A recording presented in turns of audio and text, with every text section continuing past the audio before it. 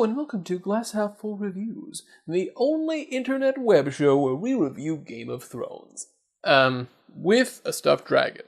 Okay, I'm glad I put that in there, otherwise it might not have been accurate. Alright, so today I'm going to be reviewing Season 4 as a whole. And the way I'm going to be doing that is by discussing a few awards! That's right, I'm going to be giving out my favorite awards for bests and worsts and middles and all that kind of crap. So, let's get started with Best Episode of the Season!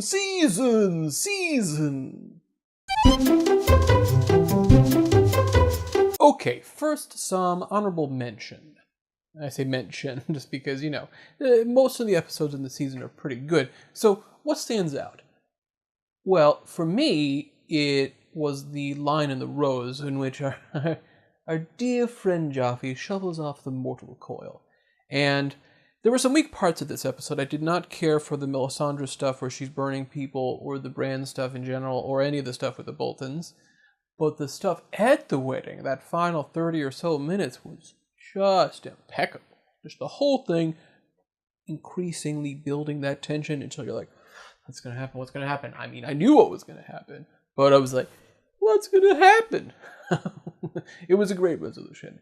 And a fitting denouement for Jack Gleeson, the actor who played Joffrey. But what is my actual favorite episode? Well, that would have to be The Laws of Gods and Men. Again, not a perfect episode.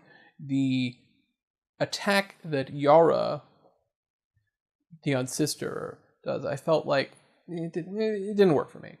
Now, that being said, I did like how Theon was going to Moat Cailin as himself. That worked. It was like, finally, something I like about the Theon storyline.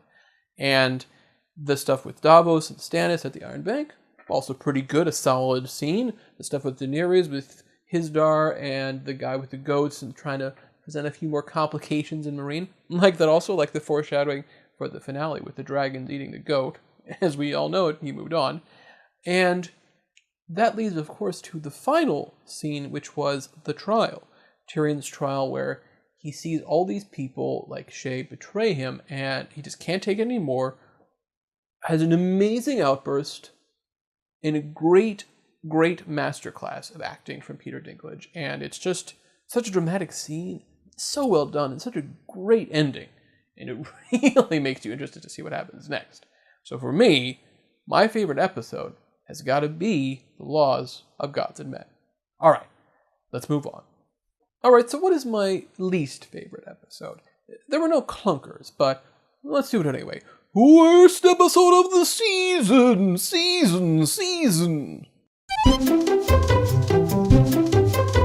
So our honorable mention again is the finale, which is the children, because it had a few very weak scenes. Like, I did not like the Bran stuff at all.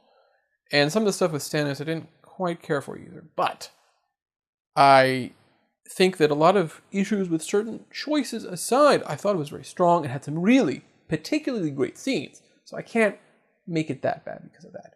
So what is my number one in terms of least favorite? It's got to be the season opener. Two Swords. I mean, normally these season openers are supposed to like really get you interested, invested in the season. And this one just seemed like a table-setting episode to me. Like, nothing really interesting is happening. Sure, Arya kills the guy, but that was like the only interesting thing. I guess it wasn't like a terrible episode. It just didn't make me as excited to see what the next episode brought. Oh well. All right, let's move on to my next category. All right, let's talk about the best character arc of the season.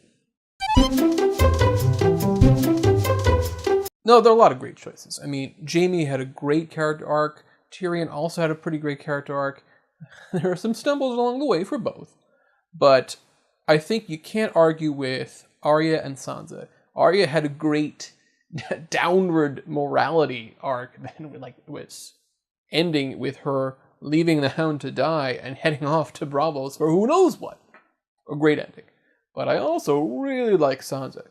At the beginning of the season, she's still stuck in King's Landing, and she has no control at all over her future. And then, basically, Littlefinger is sort of pushing her in a specific direction. Suddenly, Joffrey's gone. Now she's under the control of someone else. But by the end of the season, she's finally managing to get a little bit more control herself. And I was really happy to see that. I mean, Sansa's a very interesting character to me. In general, a lot of people hate on her because they're, I don't know, sexist dickbags or something. But for me, I really liked her arc. I thought it made sense. And I liked that final thing where she's coming down the stairs like, look, it's me. Look, I'm evil Sansa now. And I know some people have derided that as saying, oh, come on, it's a little over the top. I think that's the point. She's trying to demonstrate what she thinks in her head is supposed to be the opposite version. Like, look at me. Yeah, see, I'm like Cersei now, or Marjorie. Yeah, right? Look, I'm sort of showing some cleavage, and I'm all dark, right? Yeah, I'm evil Sansa. I mean, she's still Sansa, but it's just like her trying to do things. I think that's why it works, because it still fits her character. So for me, the best character arc of the season, Sansa. All right, let's move on. All right, let's talk about our biggest groaner of the season. And what do I mean by groaner? A part where you're just watching, you're like, oh, come on, or, so what is it? What is my biggest groaner of the season?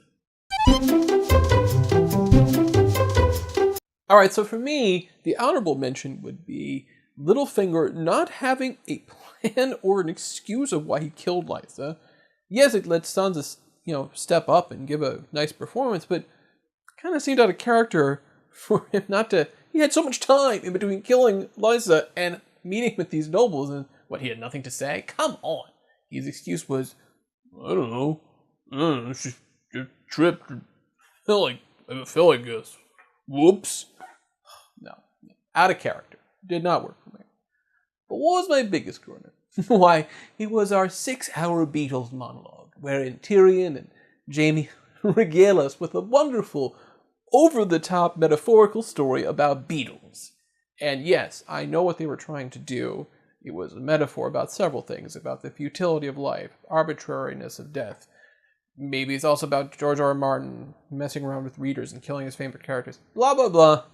I don't want to get hit with a hammer when I'm watching TV, unless I'm watching, the Hammer Brothers. Okay? So, come on. Beatles? Oh, well, the real problem is that the monologue was not written well. It could have been written more creepy, more touchingly, just more interestingly. And, as good as Peter Dinklage is, he just could not make that dialogue work. So, I have to give that a groan central for that. All right, let's move on. All right, let's talk about my best moments of the season. Kazoom! All right, so my number 3 best moment is Melisandre looking out over the fire at Jon in the final episode.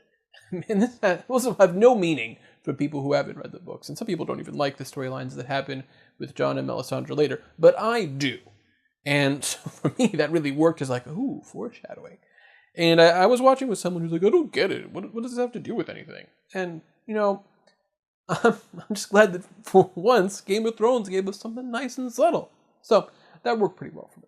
But what's my number 2 moment? Why, that would have to be Marjorie the Creep sneaking in on 12 or something year old Tommen and, giving him this like, oh Lord, I mean, you'll have me. Like giving her like the big eyes, which of course she has. And then she like leans over like she's going to kiss him. But then does a little duck. Grabs the forehead instead. Toodles, my liege, your grace. The look on his face was priceless. So well done. Hilarious. And I loved it. It's so memorable to me. Yes, it is creepy. But it was still great. And so what's my number 1? Well, I already mentioned the trial. And that's still it. It's that moment where Tyrion says, I demand a trial by combat. Just beautiful. It was not exactly like that in the book, but it didn't have to be. It just worked. All right, let's move on. All right, let's talk about adaptation. It's really interesting to see all the choices that they've made and how it's, as George R. R. Martin said, has created a kind of butterfly effect that everything changes. I mean, in the books, Jaime doesn't show up until much later. Basically, he shows up to rescue Tyrion from the dungeon. Whereas in this season, he's there the whole time, and it affects everything. Not negatively. In fact, I think it's a net positive. Now, of course, there was the whole assault scene, which, I mean, in retrospect, we don't really know what the creators, the showrunners, really thought about it. We know what the director said, that he meant it to be consensual, and we know that George R. R. Martin said that the scene is supposed to be kind of ambiguous in some sense, but even if you just read it, it's clear that Cersei is definitely into it. She may not have liked every part of it, but she at one point clearly says, yes, please do this. And we never hear her vocalize that at all in the show. I watched that scene a few times just to try to see what Alex Graves, the director, was talking about. And I did see like a little bit of like, her wrapping her legs around him at late, like really, like for a second. And I was like, come on. If that's really what you meant. I don't know if it was editing or what, but it didn't work. So I don't know if I count that quite as a worse adaptation thing in general, because it's more like a mistake. But if I'm talking about my actual worst, it's also something that's not quite under their control, which is the mountain. And this is just something I feel like has been screwed up in general. I just think that in the books, the mountain is this much more horrific character, this force of evil nature that you just think cannot be stopped. And he shows up in several different storylines. And Arya sees him for a while and gets this horrible sense of who he is as a horrible person. And it's just, we get nothing from that in the show. Now, part of this is the guy who was great in the first season. He left to be a stupid orc or something in The Hobbit. And the guy they had in the second season was just boring. And this new guy, he's big, but he doesn't have any menace to him. He doesn't have anything interesting about him. So I guess I'm just disappointed that the mountain wasn't quite as interesting for me as he was in the books. All right, let's move on. So what about best adaptation? I mean, they can't all be bad, right? Of course not. Just because they left out strong Belwas does not mean that the show is, terrible. So, what was my favorite adaptation choice? Of course, it's funny that I was just talking about the mountain because my favorite part was Oberyn. In the books, he kind of comes in and is like, yes, Tyrion, I'm going to save the day, wink. And it's just like, okay, I just never really bought him as that amazing a character. Now, I know for some people, they really love him, even in the books. But for me, it was just like, okay, he's a cool character, but I didn't get any kind of draw from him. But Pedro Pascal did such a killer job with this guy. And in general, the writing was almost impeccable for Oberyn, that I really cared a lot more that he died, than I did in the book. I mean, I know for a lot of people, the scene in the book where he dies is like one of the seminal moments, and it is kind of an amazingly written scene in just terms of the battle and how it's going and how it's tense and back and forth. But I mean, he as a character never really spoke to me, but the show really pulled it off. I loved what they did with Oberyn. All right, so we have only one more category to go, so let's do it. We've lost a lot of good ones this year. So many come and gone. So, who gets the best scream song? So I thought about this for a while, about what was the most meaningful character death for me, and I mean, obviously Oberyn was meaningful, and regret to a certain extent too, but I gotta give it to our old friend Tywin. This is a guy who went out like he lived, like a boss. And it didn't matter. They were sitting on the crapper. He just went out like he had no care in the world. It was great. Charles Dance, I salute you. I wasn't sure how Tywin was going to be in the show, but you made him amazing. And as far as I know, he doesn't come back, but prequel? All right. That's going to wrap up my awards and this episode as well. I think I've talked for a long enough time. So, did I like the season? Yes. Was it my favorite? No. It doesn't matter. I didn't hate it. I liked it. I can't wait to see what happens next. Hope they don't spoil too much of the books before the books come out. But, if they do, well, whatever. All right, guys. Thanks for stopping by.